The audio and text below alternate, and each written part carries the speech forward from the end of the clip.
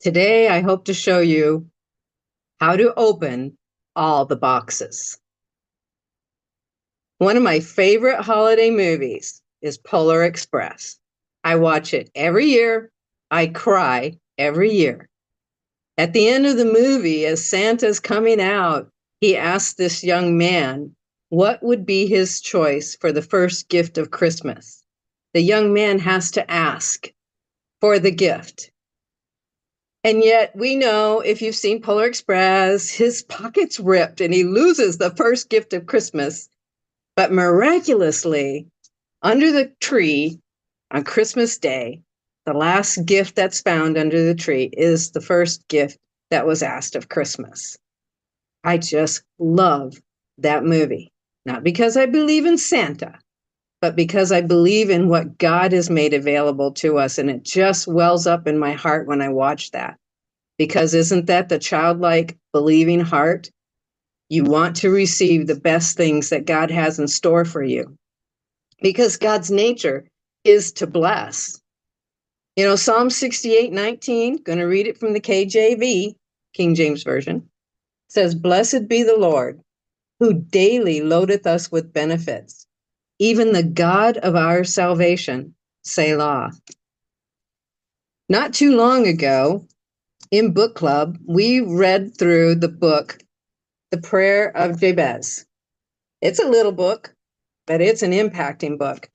And I want to share just a short portion of this because it goes right in lines with open all the boxes. Ask and then open the boxes.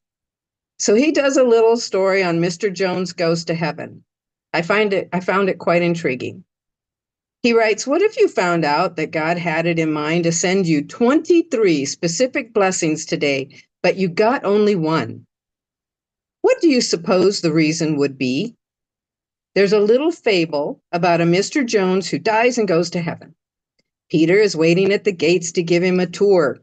Amid the splendor of golden streets, beautiful mansions, and choirs of angels that Peter shows him, Mr. Jones notices an odd-looking building.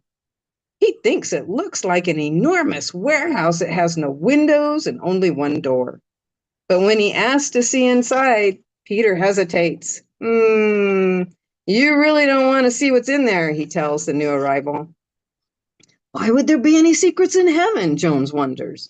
"What incredible surprise could be waiting for me in there?"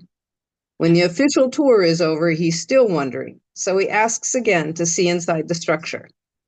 Finally, Peter relents. When the apostle opens the door, Mr. Jones almost knocks him over in his haste to enter. It turns out that the enormous building is filled with row after row of shelves, floor to ceiling, each stacked neatly with white boxes tied in red ribbons.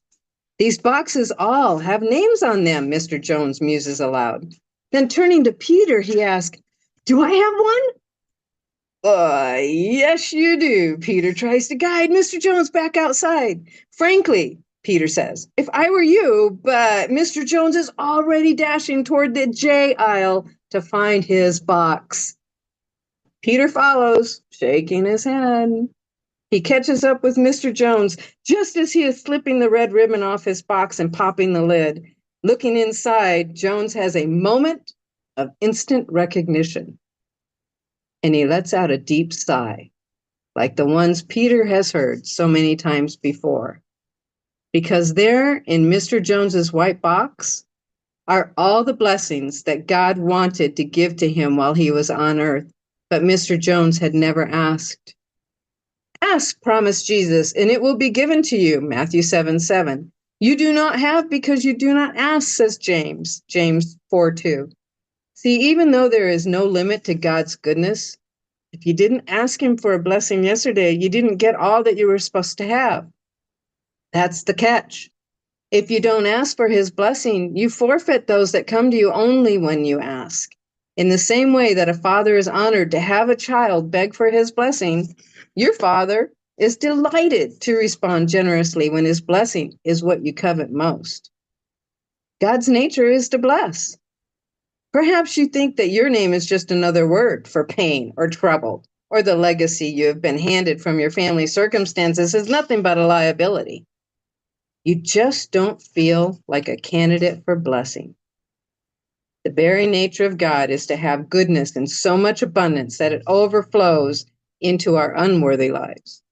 If you think about God in any other way than that, I'm asking you to change the way you think. Why not make it a lifelong commitment to ask God every day to bless you? And while he's at it, bless you a lot.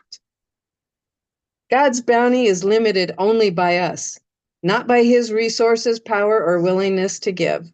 And God's nature is to bless. See, through a simple believing prayer, you can change your future because you ask. You ask. You go to Father and you ask.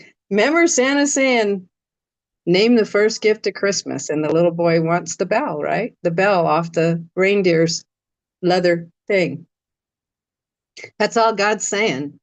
He loads us with benefits daily, but it's up to you to open the box. Start asking. Ask for the impossible. Ask for the deepest dream of your heart. Ask for the wildest, unimaginable thing that you could ever desire to have. Make it legitimate. We're not going to ask for peace on earth. It's not available.